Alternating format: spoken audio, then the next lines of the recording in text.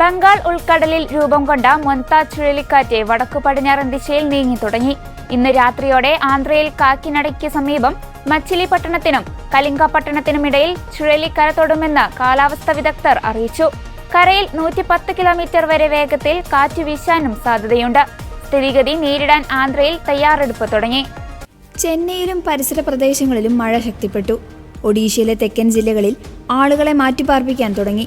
ബംഗാളിലും മഴ ശക്തമായി. അതേസമയം സംസ്ഥാനത്ത് മഴ ശക്തമായി തുടരുമെന്ന് കേന്ദ്ര കാലാവസ്ഥാ വകുപ്പ് അറിയിച്ചു. തെക്കൻ ജില്ലകളിൽ അതിശക്തമായ മഴയ്ക്ക് സാധ്യതയുണ്ട്.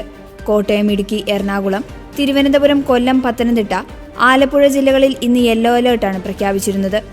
മഴയ്ക്കൊപ്പം ഇടിമിന്നലും മണിക്കൂറിൽ 40 മുതൽ 50 വരെ കിലോമീറ്റർ വേഗത്തിലുള്ള കാറ്റുമുണ്ടായേക്കും.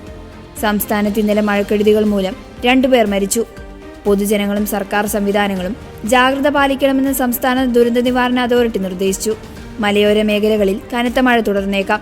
ശക്തമായ കാറ്റിനും കടൽ പ്രക്ഷുബ്ധമാകാനും സാധ്യതയുള്ളതിനാൽ കേരള, കർണാടക, ലക്ഷദ്വീപ് തീരങ്ങളിൽ മീൻപിടുത്തത്തിന് ഏർപ്പെടുത്തിയ വിലക്ക് തുടരും.